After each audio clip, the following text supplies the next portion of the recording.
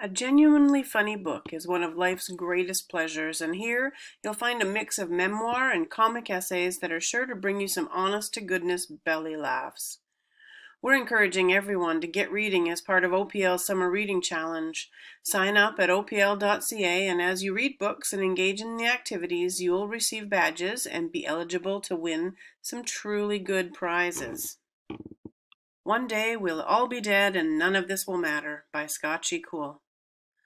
Growing up in Canada as the child of Indian immigrants, Scotchy Cole takes on some tough subjects, from privilege, gender roles and how they bind in both Western and Indian cultures, shaving her knuckles in grade school, dealing with internet trolls and all the things that have made her miserable, but she manages to wring some laughs out of all of it. Scotchy deploys a clear eye and biting wit to share her fears, outrages, and mortifying experiences as an outsider growing up in Canada, and examines how those fears and anxieties that pressed upon her immigrant parents have trickled down a generation.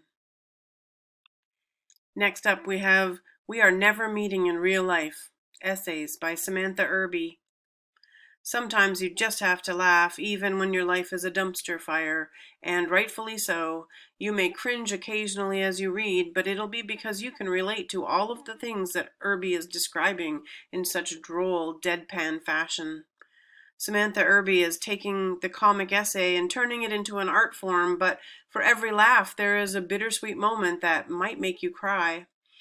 Whether explaining why she should be the new bachelorette, to the legacies created by poverty, to explaining why she doesn't have the patience to date someone who's really attractive, or just dating in general while living in an all-too-human body.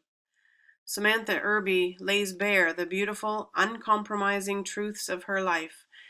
Also, her cat, Helen Keller, is one of the greatest comic creations of all time.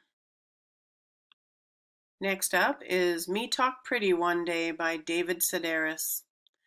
Everybody has a favorite David Sedaris collection, but in Me Talk Pretty, the hilarious essayist mines his real life. Inspired by his move to a country house in France, including the title essay about his attempts to learn French from a sadistic teacher who declares that every day spent trying to teach him is like having a cesarean section.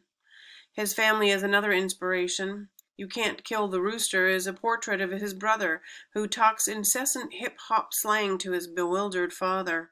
And no one can produce a finer fury in response to such modern annoyances as restaurant meals presented in ludicrous towers of food and cashiers with 6-inch fingernails. And that brings us to You Can't Touch My Hair and Other Things I Still Have to Explain by Phoebe Robinson. Phoebe Robinson's debut essay collection is about black hair, yes, but also about the fact that being a black woman in America means contending with old prejudices and fresh absurdities every day. She will tell you what it's like to be the one black friend in your group. Hint, she writes, it's annoying. What it's like to be black in general. Very cool and awesome and also annoying. She's been called uppity for having an opinion in the workplace. She's been followed around stores by security guards. And yes, people do ask her whether they can touch her hair. All the time.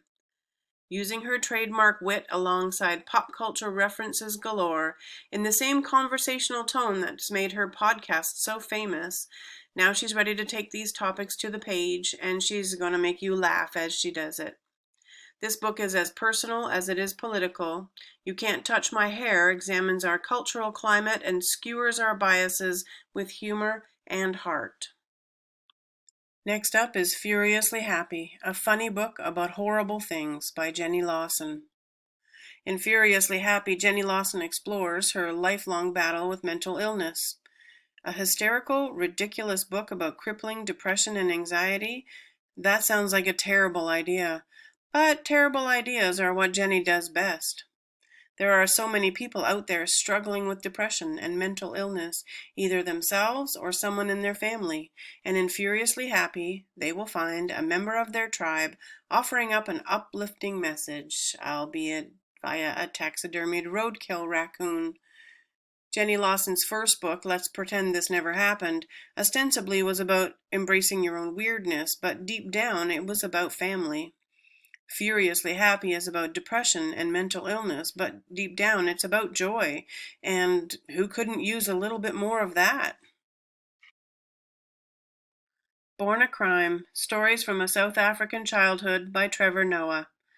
Everybody who knows me has heard my stories about reading this book. I once almost crashed the car. I was laughing so hard. Trevor Noah was born in South Africa in 1984 to a white father and a black mother, and being biracial was against the law under the apartheid system. In his memoir, which is both hilarious and heartbreaking, he describes the lengths that his mother went to keep him safe and hidden from the authorities. Actually, I would call this less a memoir and more of a tribute to his strong-willed mother, whom he says pushed all the boundaries and taught him to be assertive, creative, and independent.